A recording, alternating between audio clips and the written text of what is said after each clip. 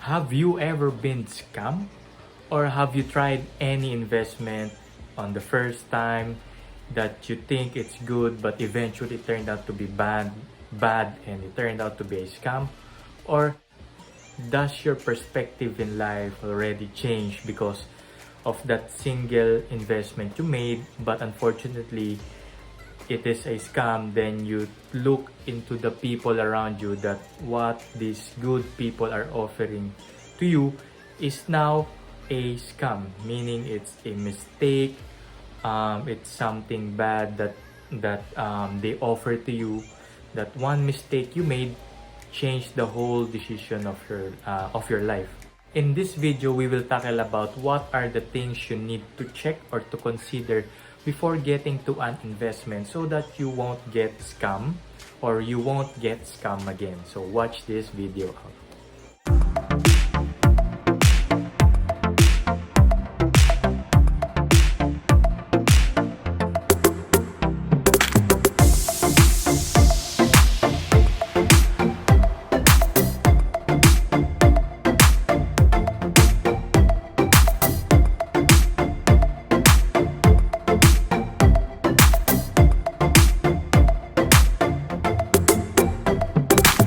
First of all, please do like my Facebook page. It's Kevin Autea, financial wealth planner and stock market investor.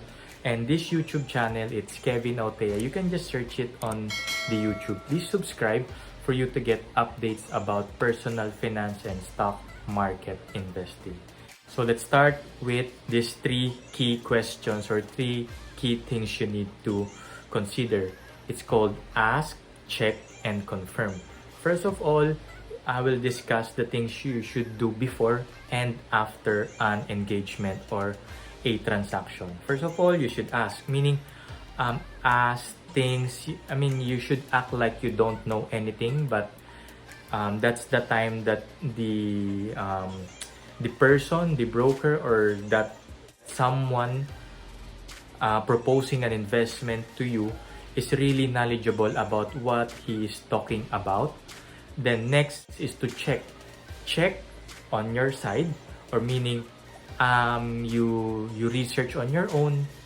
Due diligence is what we call. Check or match what does the person told you versus what most people are doing and what does the internet or reliable sources tells you. Then lastly, that's the time that you can confirm, meaning you can check from the two whether the questions you ask are correct, and you have checked it. Now it's matched, so it's confirmed. Now it's a go for you and a go for your investment.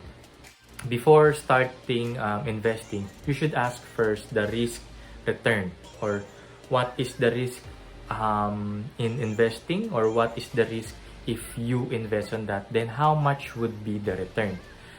Take note, if the return is high and there is low risk or no risk at all, and in a short period of time, everyone guys, it's really a scam. So that's one thing that you should consider. I remember one of my clients who invested, I guess that's around 100,000. Then eventually, I think he is an OFW, so all of his money he invested it in that certain investment. Based from him, it's around 6 digit of his savings invested this in this type of account. Then eventually they cannot contact the person anymore, or they were given returns at the first, but eventually it was not continued anymore. For example, like what I've been telling all my clients in investing, there is a high risk, high return proposition, but there is also a medium risk, or medium risk, medium return, then low risk, low return. So based from there, you can already choose which type of investment that you could go into. Again, that's risk return ratio. Next, you should consider the track record, documentation, legalization, or all of the possible documents, or is it regulated? I mean, all sort of legal things that you can ask the person. The person must answer it back to you. It's just simply running a business. Say, for example, you will invest in something, some business, then that business is not licensed, that business doesn't have permits, that business is not compliance with this type of law. So from there on, you can reconsider the proposal of the person that is inviting you to that certain investment. It's simply, or what, let me just share with you this knowledge that I got from being in AISO certified company. It's what we call paper practice people. So first of all, paper. You should check all the documentations. You should check the person's ID, the person's identity, the company's papers. Again, all the legal papers that they can provide. Practice, what is the nature of the business? How are they running the business? Is the person really reliable? Have you do background check for that certain person? And people, you look at the people who's managing the business, and you look at the person whom you're talking to. So those are just 3 examples that I can share with you when it comes to before investing, and when it comes to the legalities. Paper, practice, people. So again, how can we relate the first 3 things that I mentioned to you? It's ask, check, and confirm. Ask if how much is the return of this one? Is this guaranteed returns? Or is it based on the economy, or based on the trend, or whatsoever?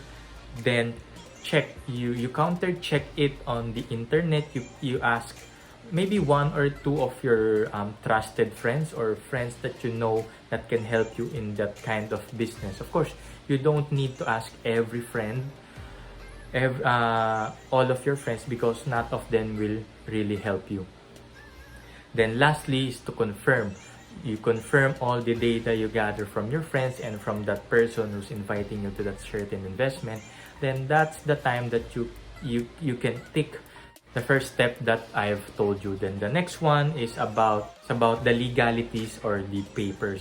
So you ask again, what are you doing? What does the company do?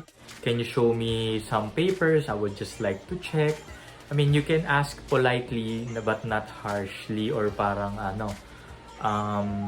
judgmental when you ask those kind of questions. Okay, next, let's proceed to the after transaction or after business transaction. First thing you do is to check the person. Okay, you should check the person, and you can check the company as well. Check the person. You can call him, her from time to time, asking an update, asking some things, some clarifications. Some of the people already said yes, but there are still minor clarifications in their head that you need to ask to that person and not to anyone else, because that's in that way also, in that sense, you can see if that certain person, the person who invited you to that investment, is just, if he or she is just a transactional person, meaning it's like a fast food, diba? When you go to a counter, he asked for your orders, he took your money, then he gave you the food, then that's it. No more interaction afterwards. Of course, you don't want that, or I mean, there are some people who are like that. As long as they get what they wanted, then they're fine with it. But you, as a client, as much as possible, you try to interact again or reconnect with your with the person who invited you. Then next, number 2 is to track your progress.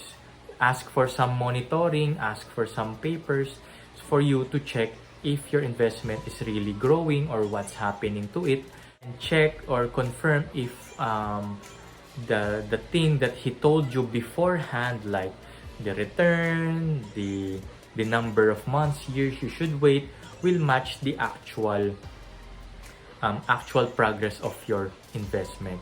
So we will go back to that three questions you should three things you should do: ask, check, and confirm. Ask, how are you? How's the investment? How's the company doing? Or ask, hey, can I ask for, do you have an application? Do you have an online website wherein I can check my progress? Then that's the time you should check whether it's really making progress, and confirm or clarify if there are some things that you are worried about. The purpose of why I create these videos is for you to make the most out of your money and to make responsible choices right now. Because I remember the last time I did a question with my clients and with my Facebook subscribers, it's that most of the things, or most of the reason why they don't invest, is that they are afraid, or they don't want to be scammed. So this is the video for it.